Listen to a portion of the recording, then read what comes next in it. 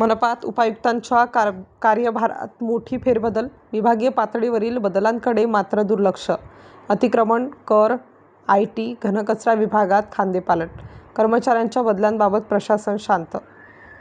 नाशिक महानगरपालिकेत उपआयुक्त संवर्गातील अधिकाऱ्यांच्या कार्यभारात व्यापक फेरबदल करण्यात आला असला तरी विभागीय स्तरावरील अधिकारी व कर्मचाऱ्यांच्या बदल्यांकडे दुर्लक्ष होत असल्याची चर्चा मनपा वर्तुळात रंगू लागली आहे.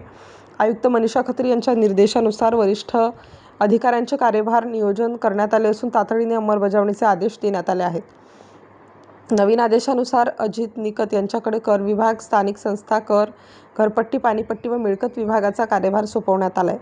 सुवर्णा दखणे यांच्याकडे अतिक्रमण, जाहिरात व परवाना, माहिती व तंत्रज्ञान, राफेदो सुरक्षा, राष्ट्रीय नागरी उपजीविका अभियान, NULM आणि स्लम विभागाची जबाबदारी देण्यात आली आहे. संगीता नांदुरकर यांच्याकडील अतिक्रमण व IT विभागाचाही कार्यभार पुढील आदेश होईपर्यंत दखणे यांच्याकडे वर्ग करण्यात आला. दरम्यान घनकचरा व्यवस्थापन विभागाचा कार्यभार तात्पुरत्या स्वरूपात वैद्यकीय अधिकारी डॉ. आवेश पलोड यांच्याकडे सोपवण्यात आला आहे.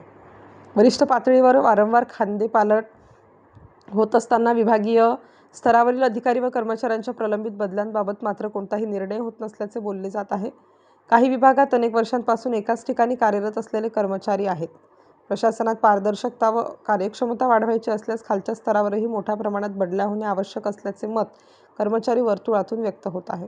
आदेशानुसार सर्व संबंधित अधिकाऱ्यांनी प्रशासकीय कागदपत्रे, संगणकीय ID प्रणालीचे पासवर्ड व इतर आवश्यक बाबींचे अधिकृत हस्तांतरण करणे बंधनकारक करण्यात आले. आदेशाची नोंद सेवा पुस्तकात घेण्याचेही निर्देश देण्यात आले आहेत.